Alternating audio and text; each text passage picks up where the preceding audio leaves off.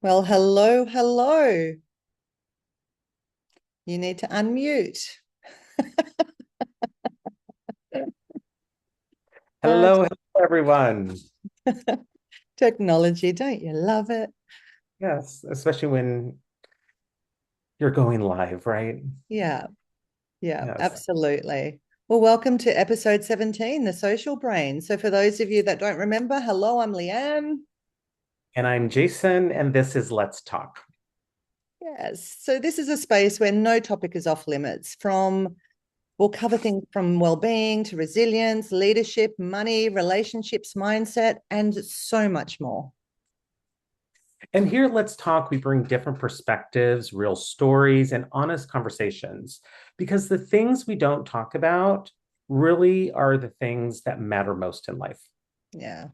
And so our goal here is simple, really. It's to spark new ideas, to shift mindsets, to give you practical tools that you can use in your life and in your leadership.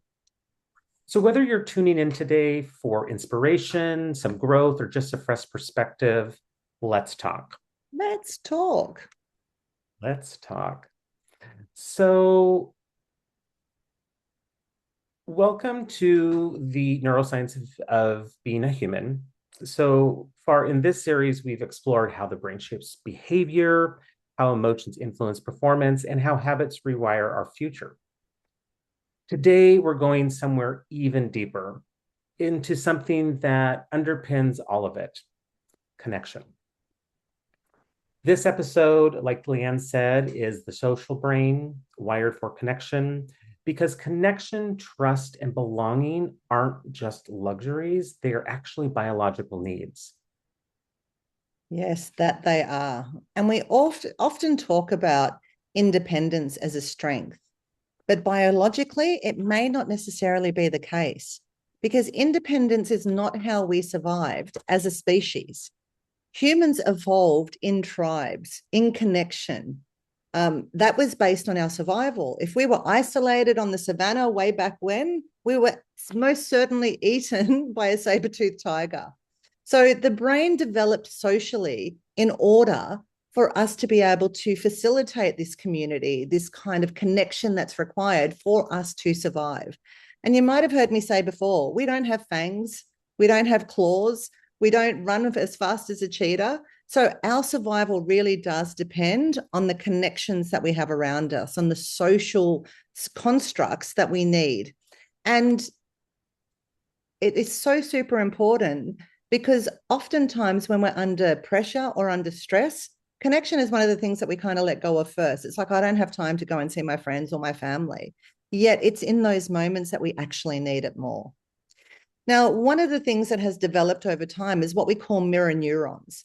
And mirror neurons is our ability to be able to pick up the spidery senses almost of what's going on for other people. And it helps us to read what's going on for them, but and also navigate the terrain. And we've all been in I guess, the portion or the facility or the time or the space where we've walked into somebody's house, for instance, and they might have a smile on their face, but you know there's something inside you. Your mirror neurons are picking up on the fact that, oh, I think they've just had a fight, right? So oftentimes we need to be able to ascertain what's going on for other people without necessarily there being words to put it into place. So we read them and they read us. So if we're in a good mood, other people will feel uplifted. If we're suppressing emotions and in a bad mood, other people's blood pressure will increase and they'll actually feel it as well. So mirror neurons are really, really, really important, especially in our social construct. The other thing that comes up when we meet with people that we like is oxytocin, right? It's that feel good love chemical that we all like so much. And that reinforces bonding. It helps us to be able to connect with the people and the members of the tribe. Women specifically get an influx of oxytocin just after giving birth, so we can fall in love with our babies and do what we need to do in order to help them survive and to grow and the rest of it. So oxytocin is one of these chemicals that our brain produces. As you've heard me say a million times before, our brain is the best pharmaceutical company in the world, and it can produce the chemicals that we need on demand almost. And then if we keep doing certain things, we get addicted to certain chemicals, and that can become a bit of a dysfunction for us, but we'll leave that aside for now. But it's really around social connection where we want to start thinking about the bonding phase and how that occurs. It is because of this chemical secretion that comes up in us. And then there's the vagus nerve, which links to safety and our social connection. So it's almost like our internal kind of alarm system in reality, right? That comes up. Our vagus nerve kind of mans everything that we do and helps us to feel safe or not safe. And your brain is constantly scanning the environment, not just for danger, but for social safety. Like that's its job, to keep us alive. We say this over and over again, not to make us happy. So we're always looking for safety. And because in today's society, we spend more time in the workplace than we do anywhere else, social safety is one of the things that we're looking for in the workplace as well. So when people say that they don't need others, it's a lie. Biologically, it's a lie. We actually need other people to survive. It is not a luxury item. It's imperative for our survival. And Jason, I know that you know a fair bit about this as well. What would you like to add in? Yeah, it's interesting because like when we have those social connections, right? It's amazing, like just the difference on how your brain activates, even at a subconscious level and at a conscious level, right? And so, I mean, I can think of times when, I've just been in the house, just kind of doing my thing and, like not just really connecting with others. I may be connecting with them digitally, but there's a difference in digital connection, which I know we'll talk a little bit about later, to actual like meaningful in-person connection. And I can tell the difference through my own awareness on that, that oxytocin um, uh, uh, drops that I get, like when I'm with people who I love and I want to be around and who just give me positive energy. It's just amazing the difference how you show up physically, and and that's all working internally in a biological sense. Yeah, absolutely. And like you, I work from home and I'm isolated a lot of the time, right? And I really get to see that as well. It's like, the postman comes and I'm out there having a chat because the social connection is something I need, right? Like, Yeah. and I think it's really interesting that we need to be mindful of this. Like, it's not something that we can do without. Like, they've even done studies on babies who are not touched, not smiled at, not, don't have that bonding as a young thing. They don't often survive Yeah. because they don't have all of that. So this need is not, it's not something that we can go, oh, I'll deal with that later. It's actually something we need to navigate now. And if we avoid social interactions, depression can kick in, mental health issues can kick in, Mhm. but also we're not learning things like emotional intelligence because we actually mirror other people as well. So we learn skills through others. Um, Yeah. so we need to belong, and we need to feel that we belong, and we need to really create opportunities where we can connect with others. Yeah. And I think, one thing to just kind of double click on there too is that, you know, when people aren't connecting with other humans in person, you know, and like you said, there's that need for like emotional intelligence. But I also kind of feel like when people kind of go inward, don't have anybody around. Now, yes, I get that some people are introverts and they need that alone time to recharge. But if I think sometimes if it goes for too long, I think also emotional immaturity actually kicks in, Yeah, because you're not using those skills to show up in emotionally mature ways, so you kind of get a little rusty. So that connection part is so vitally important. And so many people think, oh well, I'm connecting with people, like on Facebook and Instagram, and yes, that's one level of connection, but there's something just so different to that human being to human being in person connection experience. absolutely. And I also wanted to go back and double click on this vagus nerve because I kind of didn't go into much detail about that, but that's the superhighway basically between feeling calm and not feeling calm. Like it's the thing that allows us, it controls our ability to be able to move between different states, right? And that gets activated and it grows with social interaction. Like it actually is super important. So it navigates going from fear to safety, going from stress to calm, going from reactivity to responsible action and to presence. So it helps us to recover from trauma and a whole lot of stuff. So we need social interaction so we can build our muscle and use that particular vagus nerve to calm that parasympathetic nervous system. That whole when we're feeling agitated and vibrating almost from the inside, right? Doing activities to calm that vagus nerve response really can help. Yeah, and I think that tool and technique that we've talked about a lot in different episodes, or at least have re-mentioned, is the box breathing. That if your vagus nerve is like super activated, it's amazing just doing that box breathing for even if you only have a minute or 2 minutes, it's amazing on how much that calms that down and brings it into a regulated state. Yeah. Yeah. And when we're regulated, we can then, use our the best part of our brain to show up. Yeah, exactly. So next, I want to talk a little bit about belonging and the pain of exclusion. So the powerful part here is that social pain activates the same brain regions as physical pain. So I'll say that again. Social pain activates the same regions of the brain as physical pain. So, for example, rejection. So if you're rejected, it actually lights up the anterior cingulate cortex. Say that 10 times in a row. I'm glad that was your one. Right, exactly. And that's the medium of the frontal lobe of the brain. And when that's lit up, it it's I'm at a loss for words here, but it's when it lights up, it's showing that rejection is occurring and that also exclusion feels threatening because it once was.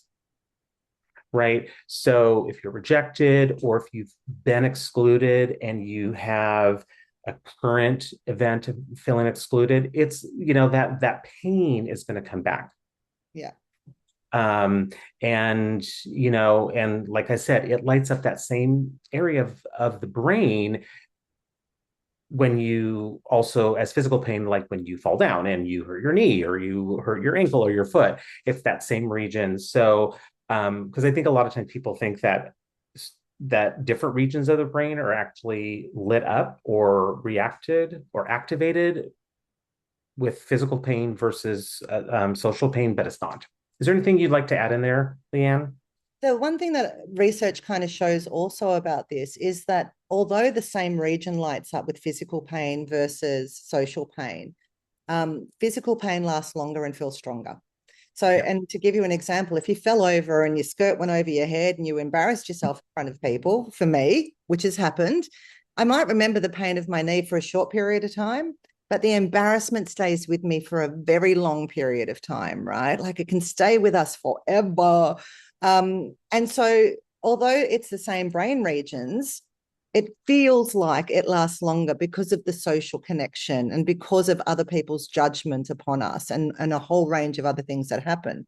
And interestingly, they did some research to say if you've gone through a heartbreak, just having a Panadol, well, we call it Panadol, paracetamol. I don't know what yours is in America, but just having like a headache tablet can sometimes turn down the intensity of the heartache because it is the same regions of the brain that light up under social pain and physical pain. So I'm not saying that people should go and take headache tablets if they've got a broken heart, but because it is the same region, sometimes those same things can have a bit of an effect on it. So they're the only two things that I wanted to add to that, Jason, because I agree with you that people kind of think it's different. But if somebody broke their leg at work, you would send them home. But if somebody goes through, a meeting where they are rejected, humiliated, something happens, we kind of tell them to suck it up, princess, and get on with it. But Right. their brain is in pain, and it's the same regions. And yet we don't honor that as much as we do if somebody's physically hurt themselves. And I think we Yeah. have to shift that a little bit and actually accept that social pain is real and it hurts. And we need to kind of give that the same level of attention almost that we do with physical pain. Yeah, and I loved that example that, that real life example, right? Where you fall down, skirt goes over your head, right?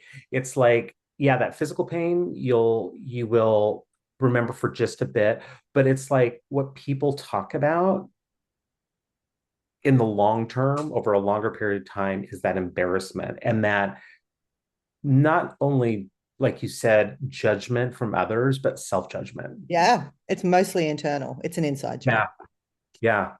And so, and and I think organizations, like you said, if somebody was excluded or rejected or whatever in a meeting or retreat or whatever, suck it up.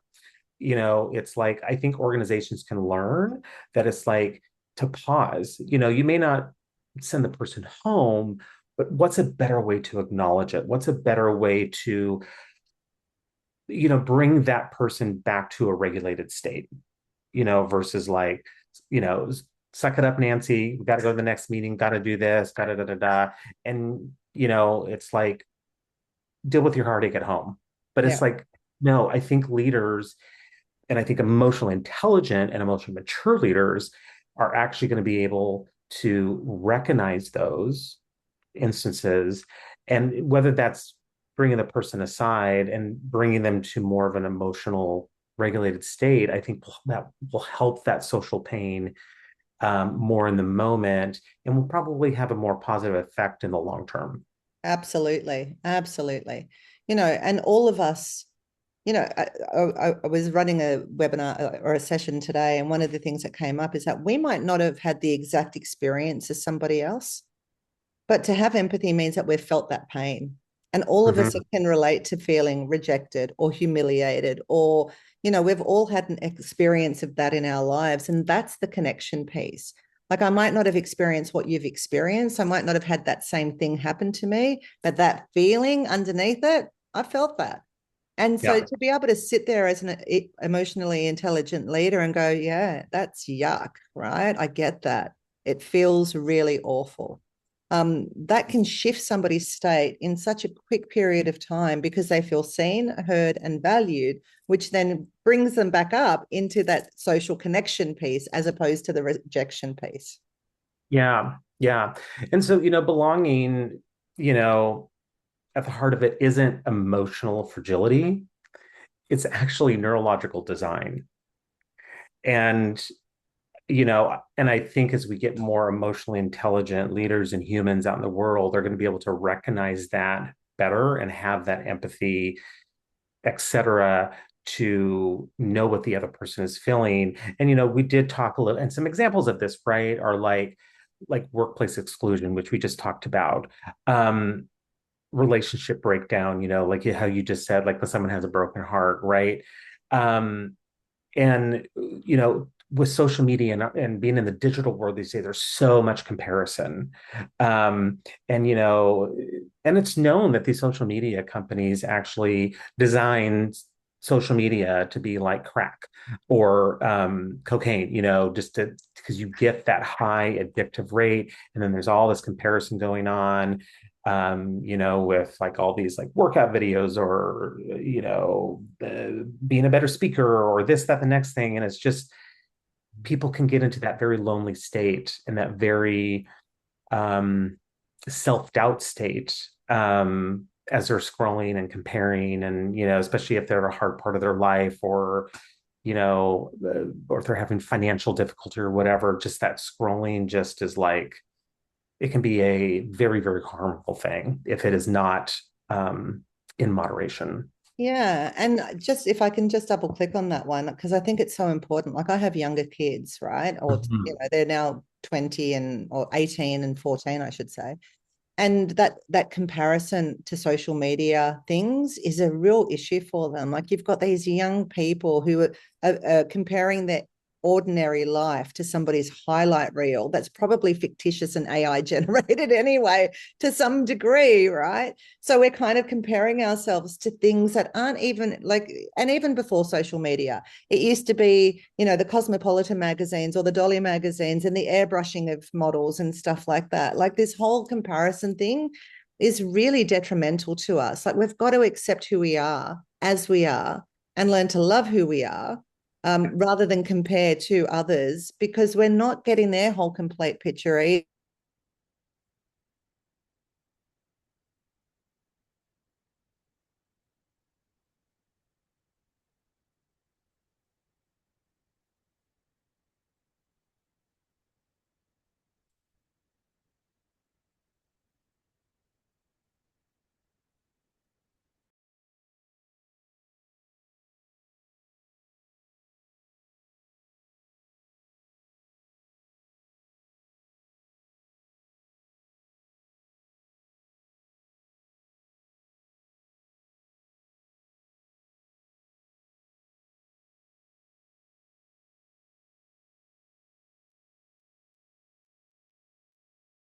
I think we just I think my internet just died and I've come back in. So I'm sorry, I don't know where I got up to. What was the last thing you heard?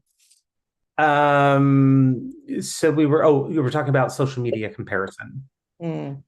And airbrushing and all the rest of it that comes in. airbrushing and having younger kids and Yeah. um, yeah, and I'm sure it's prevalent there also, in Australia is, these whole like social media challenges, you know, that these kids just get so drawn into. And, a lot of them, unfortunately end with deadly experiences or someone being super hurt or whatever. So, you know, I think for our listeners, it's, you know, whether you're just a single adult and don't have kids, or you do have kids, just make sure that really pay attention to their social media usage. And is this going to be there forever? It's always going to get more advanced, and their young brains are growing and developing, and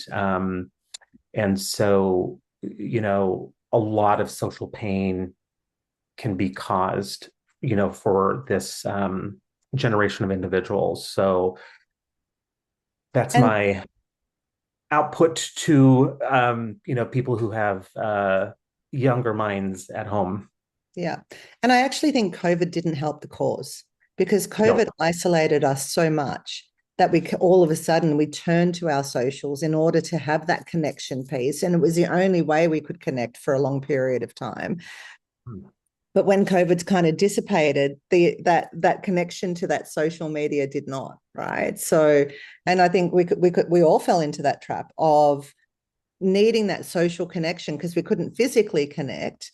So it's useful to a degree, but we need to kind of navigate the terrain and be mindful about at what cost and at what level. Yeah. Yeah, absolutely. And just to kind of end here is, just remember that your nervous system reads these areas of exclusion and rejection as danger. And when you're in those moments in time, a great thing to do is take a moment and pause, take a step back and reflect. And just even using that small little tool and technique can work wonders, especially in moments of high stress and where things are moving at such fast paces. um, or if you are in a time of crisis, which a lot of businesses can get into, depending on what's going on, like COVID was one of them, right? And there was very much a use of directive leadership that took place. So if you're feeling rejected or you're feeling excluded, just note your nervous system is saying red light, red light. Danger, Will pause. Robinson, danger. Yeah. So pause and reflect, and do a little box breathing, and then move on to what you need to do next, and you'll be it can be a nice lifesaver in the moment. Yeah, absolutely. Which leads us into the conversation of trust and psychological safety, right? Because without trust, connection collapses. And trust is not built in big, grand kind of gestures. Trust is built on little moments, right? And trust tells our brain that it's safe enough, that we can lower our defenses, that we don't have to be hyper vigilant, that we don't need to kind of self protect all the time. So when there's trust present, we can show up authentically as ourselves. But if there's no trust in the mix, we're almost having to, it's almost like we're at the ducks, we're always having to shapeshift or become something else or feel like we can't actually be who we truly are. So we want to build these moments of trust and psychological safety because it helps our prefrontal cortex, the thinking about part of our brain, to stay online. It helps us to do the work that we need to do, right? If we go into that threat state where we feel that there's no trust and we're not safe, we're in flight, fight, freeze mode. We're actually not in function mode. And I think it's really important for us to consider that. Like if somebody's kind of reacting and their responses aren't great, it could be because trust has been eradicated. Or I often say trust, shows up and it can leave in a Ferrari. It takes a while to build trust. And it's as I said earlier, it's not big, grandiose things that build trust. It's the little things. It's the noticing that somebody hasn't got a seat and sharing half of yours. It's the noticing when somebody's state might not be their normal bouncy jovial selves, and you actually take the time to check in and say, hey, are you okay? Mhm. It's these kind of things that build trust. It's not the big ticket items. It's the little moments, the snippets, the showing up for somebody, the remembering what their coffee order is if you've only been out, like those little things make a big difference in the way trust is built and then the way we can show up within the relationships. Because when safety drops, the threat response rises. And under a Mhm. threat response, we can't perform well. We can't collaborate well. We don't innovate well. We don't do all the things that we're supposed to do well. So we need to make sure that this trust is always present. And we know that high performing teams perform better when there's trust. So Mhm. when they know that somebody's got their back, their team have got their back, their colleagues and their leader has got their back, that they're not going to just kind of throw them out and hang them out to dry when the going gets tough, but somebody who goes, no, as a team, we're all together on this. I've got you. And I think Yeah. it's so important to pass that messaging on. Like when somebody actually says to me, it's okay, I've got you. Like I almost feel my whole system just relax. You know, Yeah. Can I input something there, please. Leanne? Um, so, just real quickly, I know we talk about Dr. Brene Brown a lot, right? Especially in our books and resources. And I was watching this interview that she was doing on Diaries of a CEO. Mm-hmm. They were talking about trust. And she was given an example about her daughter, right? And she talks about the marble jar or the jar of marbles trust exercise, right? That every time someone does, so you have an empty jar, right? And then, those that do things that help build trust, you put a marble in the jar, and then it just gets fuller and fuller. And so she said, you'll notice like your trust circle, which is probably pretty small at the end of the day, right? But those jars that are fuller, to whomever those jars belong to, name wise, those are your trust. Those people are in your trust circle. Like you've talked about your courage circle. I think there's also trust circles as well. So I just wanted to, give that analogy and note that, that comes from Dr. Brene Brown. So, and you can easily look for our listeners that resource up on YouTube. Yeah.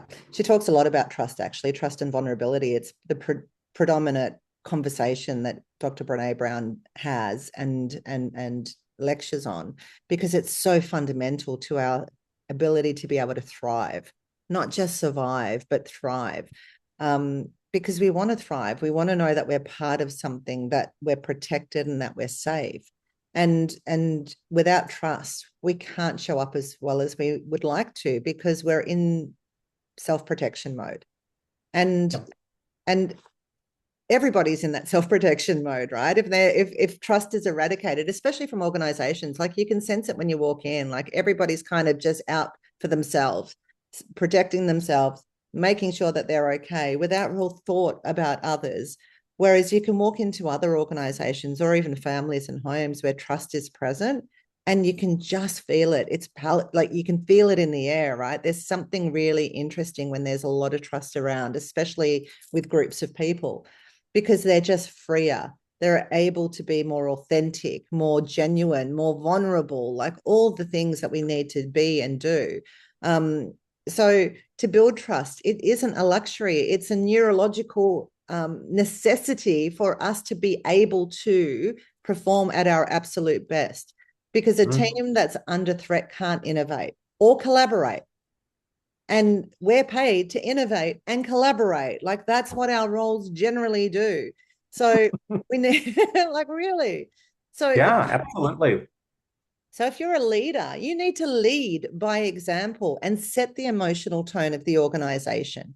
You need to let your people know that you've got their back no matter what. And even if things fall apart, even if we tried something and it didn't work, I've got you anyway. I'm not going to throw you under the bus. You know, I know that if a leader will fight for me and back me, even if I make a mistake, but it's like, like if I know that I've got them, it gives me the wings to be able to keep trying, to keep evolving, to keep innovating. Whereas if I feel like my leader kind of didn't do that, I give up. I'm not going to continue putting myself out there because that could be career limiting or life limiting. It's a risky thing. And our brain, because it registers it as danger, we take it as life or death. We don't Mhm. take it as something that succeeded or failed. We take it as life or death, like quite literally. Um, Yeah, so because the brain doesn't really read the middle, like read into the gray, right? no. And so whether you go for a job interview, it's life or death. Everything that we do can feel like life or death, but when there's trust there, then that's not such a big thing. Yeah. So we need to kind of think about that. And our ability to be able to regulate ourselves speeds up, so we can actually regulate ourselves better when we're in a circle of trust, but it also spreads to others. So if I can show up and as a leader be like that, everybody else can regulate themselves quicker, Yeah. right? Stress reduces in environments like that because we know that stress is contagious. So if you've got a leader who's always running, running, running and is always frazzled, everyone in the team is frazzled. Whereas if you've got somebody who's regulated and grounded, then everybody in the team also feels regulated and grounded. And then we can co-regulate together more than we realize. If it's so interesting that if you're the leader in the room and you just start breathing slower and deliberately, other people's breathing changes to match yours. Mhm. And that regulates everybody. It's called co-regulation. So how we show up, the way we navigate our own internal world, the culture that we're developing within our team, our workplace, our environment has a significant impact on all of those around us.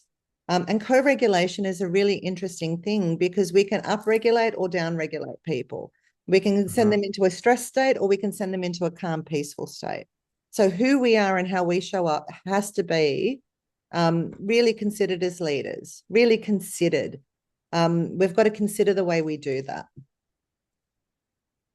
Yeah. And, I think that's a great segue into the next portion before we go into our top tips and books and resources is this area of modern disconnection. And, I think for our listeners, whether you're a parent, whether you're a leader in an organization, small, medium, large, nonprofit, multinational corporation, whatever organization, there is this concept of modern disconnection that infiltrates into people's personal lives, but also their professional lives. And with that, we are more connected digitally than ever before. And that is not going away. I know there's lots of rallies out there, with different parent groups, and I can only speak to the US, right, that are really rallying against, social media and the usage. And I know, Leanne, I think in one of our past episodes, you had talked about how Australia more recently has done a ban on adolescent social media for anyone under 16. Did I get that age right? Yeah. Yes, you did. So they basically banned, things like TikTok, things like some Snapchat, like all of these things that they used to use. It's like if you're under a certain age now in Australia and the company is caught allowing you to sign up, then they get fined big time. And I'm not sure what the big time is because it's only just come in the last little while. And so we're Yeah. still kind of finding our way around that. But yeah, they've kind of just said no more because young people can't navigate that comparison well, and then the self-judgment and self-criticizing, which then leads into all sorts of mental health issues, eating disorders. There's a whole range of stuff that's been on the increase because of that. So you're right. Yeah, and which leads me to talk a little bit about like superficial connection versus meaningful connection, right? And I think it's a super smart idea, and I think that they should do it here in the United States and across the globe. Um, with that adolescent teenager use of social media, because that superficial connection, can create, maybe in the moment it is creating excitement of like, oh my gosh, I'm connecting with this person, on Facebook, or professional connection on LinkedIn, right? But a lot of times, if that's all the type of connection that you're doing, you're actually creating more loneliness for yourself, and Yeah. you may not realize it in the exact moment, but as you continue doing it, that loneliness will start showing up. Yeah. And especially if you're also an individual who may suffer from mental health issues or emotional issues or whatever, then those will be affected as well. And where that comes to versus the meaningful connection, and the meaningful connections are those that are in person, right? And that you're human being to human being and having those conversations or having those laughs or going for a walk or going out to eat or what have you. But it's that where your body and your brain can get those like oxytocin levels and dopamine levels and just those feel good moments, but you're actually connecting with someone in a meaningful way. Yeah. Now, with this, Leanne and I are not saying do not connect on social media, but be mindful of how you connect and how often, and maybe just do a little inventory for yourselves, like how much am I doing digital connection versus human to human connection. And, and I think that's something that we could all do, just to do a little inventory. And I think we might be a little bit surprised, right? Um, which Yeah. brings me to the next point of this illusion of social media. Like I just said a little bit ago, I mean, these social media companies, I mean, they have teams of people that design these platforms to be addictive. And you know and there's good things that we see on social media too, right? I mean that's how we advertise for our podcast, right? So there's good ways to use social media, but there's also a lot of harmful ways that social media is not doing good for the human species population. Yeah. The question that I often get people to ask themselves around that is, are you using it or is it using you? Mhm. because even the good stuff, like, you can go down a rabbit hole as you're scrolling and things like that. And social media is a good thing. Like, I've got a sister in another country, and social media helps us to stay connected. I see her kids, she sees mine. It's beautiful, but we still make phone calls. I still fly Yep. there and see her. Like, Yep. there's still other parts about it that we have to kind of build in.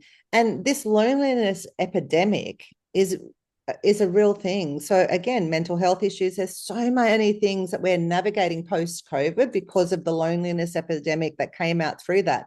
People got so used to being on socials and not face to face that they've continued with that.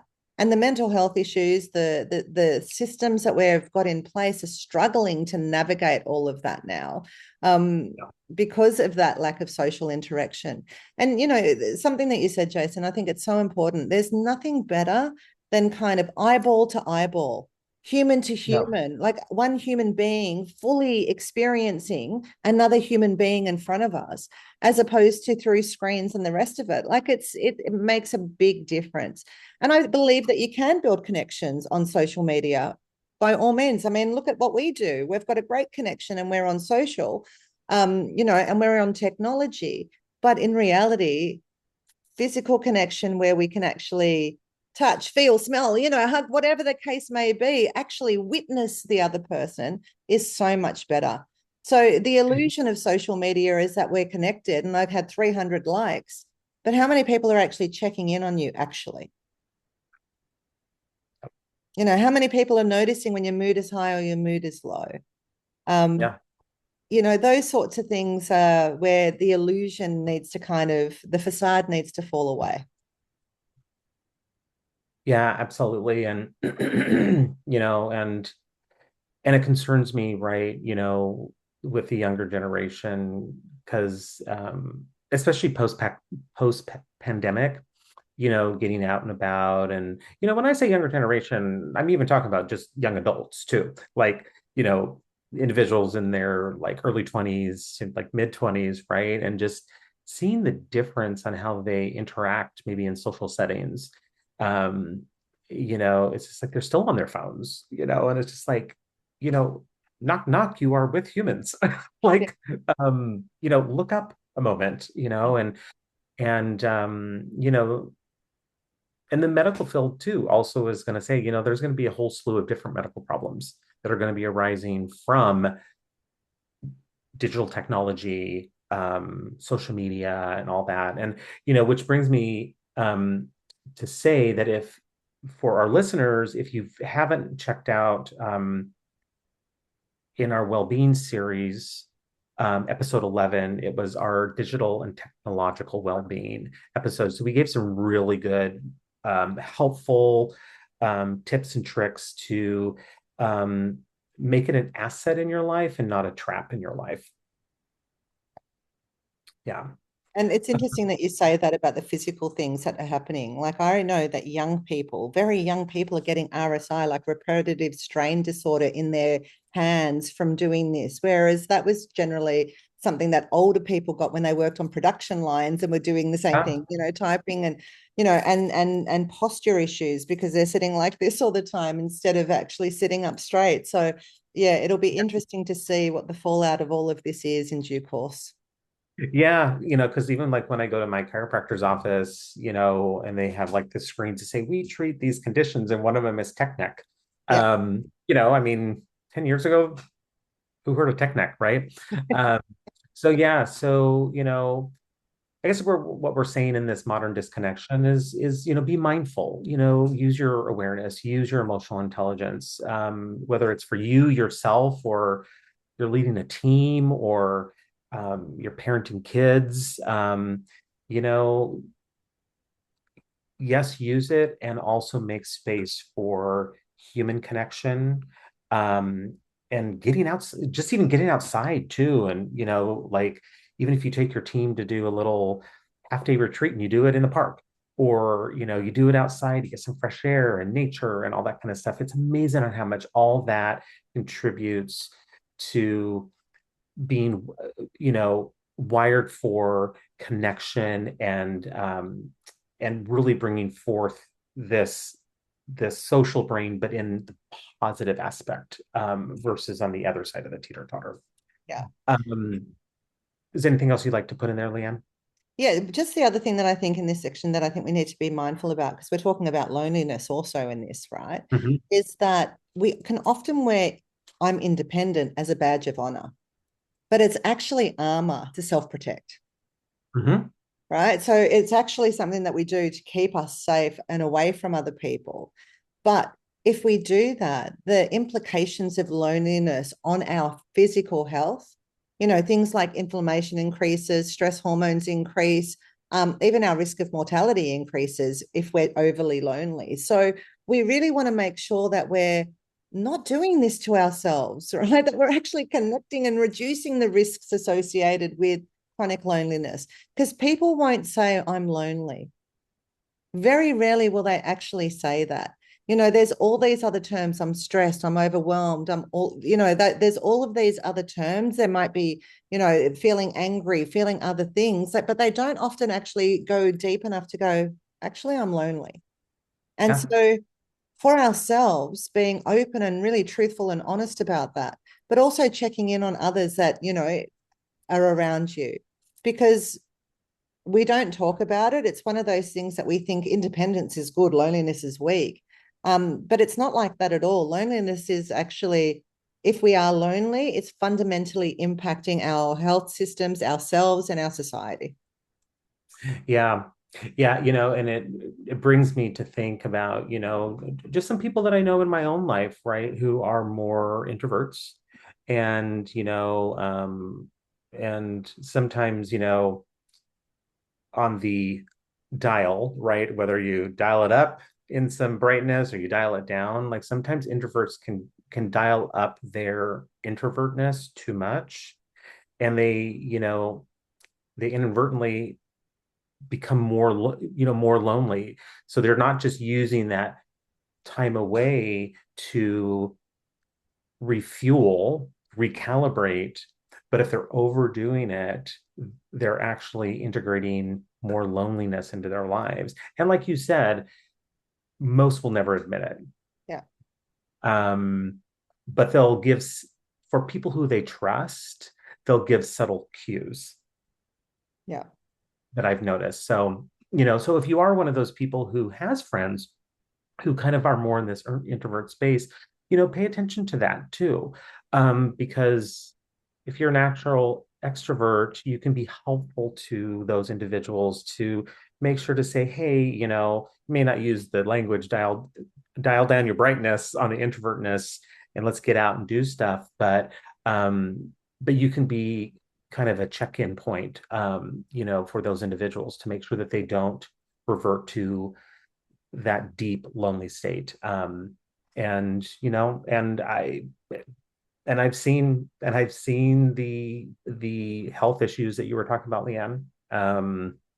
Yeah. And you know especially when you have those high levels of cortisol in your body from stress and all that. I mean, that can just affect so many different medical areas, Absolutely. um, conditions, etc. So, Just so hearing you say that actually, Jason, reminds me of a girlfriend that I've got, and I love her dearly. But I'm like a bouncing Labrador puppy full of energy, right? And so we make plans, and then, she'll ring me the day before and say, if you've got something else, if something else has popped up, it's okay. I'm happy if you need to cancel. And I know that's her wanting to pull away, right? And when I say pull away, it's not from me, but to go into that introvert mode where actually I feel safer in my own space, like it's comfortable here, I'm okay. And I always just laugh at her and go, no, babe, I'm not letting you off the hook. We're going. totally. Yeah, yeah, I'm coming to no. get you. And at the end of it, she always says, I'm so glad we did this. I had such a great time. And she's genuine about that. But her internal dialogue is so used to going, oh, I'd rather stay at home. It's more comfortable. I can't be bothered. All of these things that we say, because it takes an effort, let's face it, to be social. It takes an effort to get out of your house and to actually get dressed up and do the things that you need to do.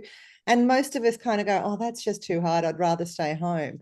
But I know that for her and for me, it's such a gift and a delight when we do actually do it. And when I do go and get her and we go and do whatever it is, whether it's exploring a market or going to a homeware depot, it doesn't matter. It doesn't matter what it is that we do. But just the connection, the conversation, the laughter, the care and compassion, like the eyeball to eyeball, like we can talk and that's lovely, but it's not the same as being present. Yeah, absolutely. Yeah, I can think of a couple of dear friends too, where I'm like, nope, not letting you. Oh, I'm coming for you. Yep, you're not inconveniencing me. Nope. Um, so, as we end this section before we go into our top tips, is just remember that belonging is not optional. It's actually preventable health. And that, having that good balance is like the best for your health. Um, and I think helps with longevity, um, from my personal opinion. Well, and studies have proven that too now. You know, Yeah. those beings that are more connected, that are more in their social networks, that get out and do that, tend to live longer. They just do, um, which is a phenomenal amount of research has been done on that now. So if it's not something you're used to doing, make little efforts, join a group, do something that allows you to meet other like-minded people, whether it's a hobby or an experience or, just getting out of your own space, will have a profound impact on your health, mental health, and physical well-being, but Yeah. also on those that you're connecting with. Because if we think about it, right, we often feel like we're a burden to somebody else, but they're feeling the same thing. Right. Hmm. I don't want to be a burden to anyone. It's all good. So you've got all of these people who are feeling like they don't want to put somebody else out. And then in turn, they're all just isolating on their own. So if I can give you one piece of encouragement, it's like, get out there, be a burden, so to speak, like actually make the connections because other people really need you to do that as well. As much as you need it, they need it. And it's actually a gift of service and love, really, than it is more than anything else. Absolutely. Absolutely. Okay, so let's move into our top tips. So let me share my screen here.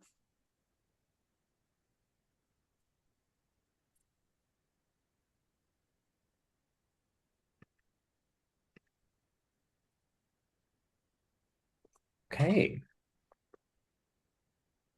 so from today's discussion, which was very rich and just had so many, gold nuggets, and Leanne and I probably could have talked on this for 2 hours. um, is the first one is your need for connection is biological, and it's not a weakness. It's actually a strength.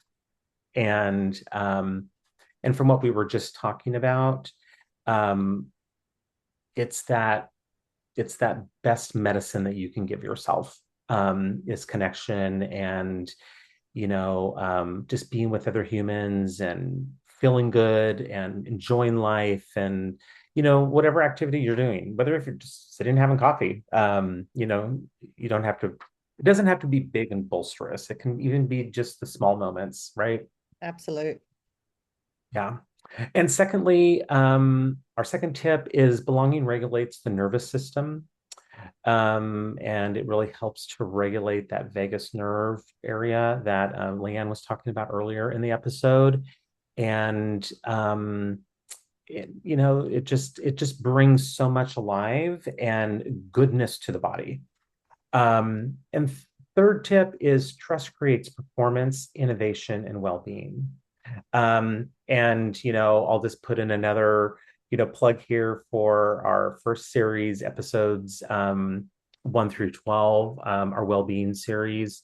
We keep like there's little tidbits that we talk about in series 2 that always relates back to series 1. So, have a look at those or some of the shorts that we have, because it encompasses all of this. And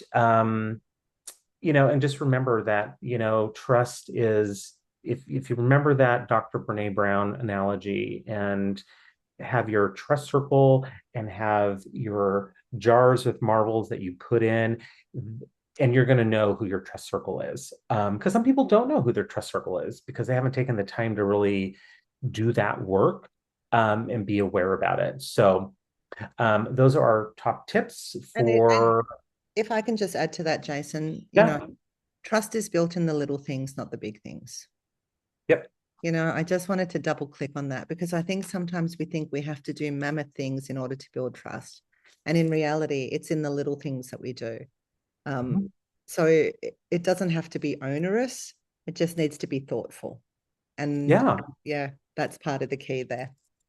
Yeah, because like on that Brene Brown interview with the Diaries of the CEO, she was talking about, she was relating it to her daughter, right? And, you know, I'll just make a name up here. Mary, gave me half of her seat, Yeah, during lunch, marble in the jar. Sarah opened the door for me, marble in the jar. So it's those little moments that really build up to with anything, I think, right? It's those little micro moments that build the bigger sense of whatever, whether it's trust or whether it's um, you know, connection, collaboration, whatever. It's those little moments that build the big moment. absolutely. Absolutely. Yeah. All right. So, for our resources this week, we've got a couple of things for you as we normally do. Now, the first one is the book Social by Matthew Lieberman. And this is really foundational because it shows how the brain is wired for social connection. So, if you want to do a bit of a deeper dive in relation to this topic, um, it explains and reinforces what we've said today, that social pain activates the same neural pathways as physical pain. And it talks about the social brain network, which especially in a working kind of environment. So it's really good for confirming that belonging is biology. It's not preference and it's not weakness. It's actually biology. And so if you need a little bit more confirmation around that or a little bit more information about that, that book is great. Social by Matthew Lieberman. The second one is Loneliness by John Cassipi. I can't even pronounce that surname. Cassipo. Anyway, can you try and say that, Jason? Cassipo is how I would pronounce it. Yes. Thank you. Yeah. Thank you. I'm like, oh, blah, blah, blah. Sorry, I've been facilitating all day and my tongue is getting tired. But this one talks about the deep research on loneliness and health. And we've kind of, again, gone through into this at great lengths today. But it talks about these whole concepts that we've discussed around inflammation, around stress, around mortality risks, all the things that we've been discussing. And it validates that loneliness is in itself a neurological stressor. Like it's actually in itself causes more stress. So it's a really powerful book on discussing modern disconnection that we've kind of referred to today as well. So I'd highly recommend these two books, either physical or audible. And then obviously we've got a couple of TED Talks. And the first one is our favorite, Dr. Brené Brown, and she talks about the power of vulnerability. And this one is really useful in helping us to say that in order to have good connection, we need courage, Mhm. because trust and emotional exposure can feel scary. And we need to build this muscle of courage so we can actually get out there and do more of this. And then the other one is Amy Edmondson, and it's another one, and we'll put the links into our page as we normally do. But this one also talks about how do we can build psychological safety in our workplaces, because let's face it, we actually spend more time there than anywhere else. So we need to build trust. We need to make sure that the leadership model is creating this, that we've got a healthy team culture so people can actually show up and do their best work. So I want to finish this by closing and saying, if your brain is wired for connection, then the quality of your relationships actually shape the quality of your life.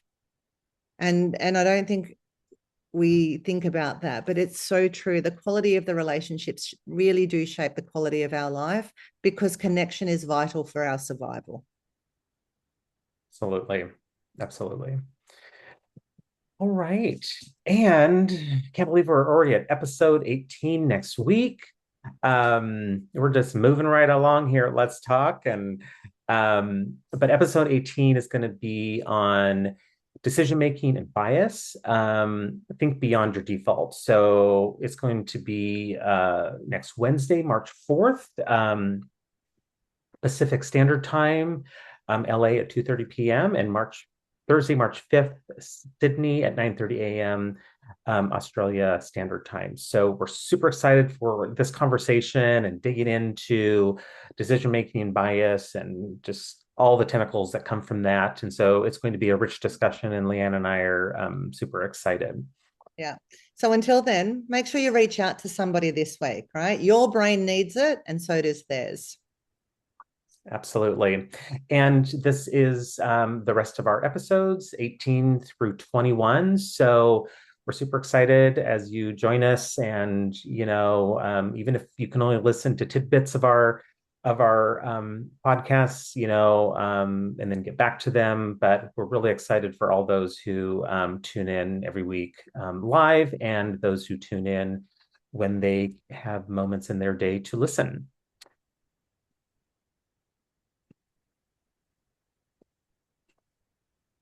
Yeah.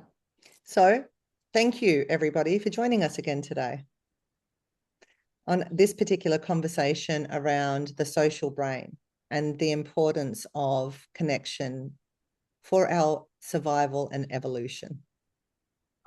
Exactly.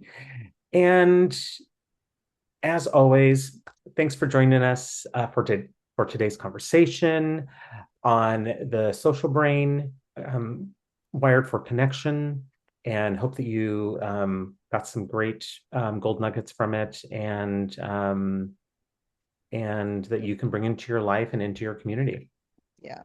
And as usual, we really do hope that it sparks something new, an insight, a fresh perspective, or even just another question that's worth exploring.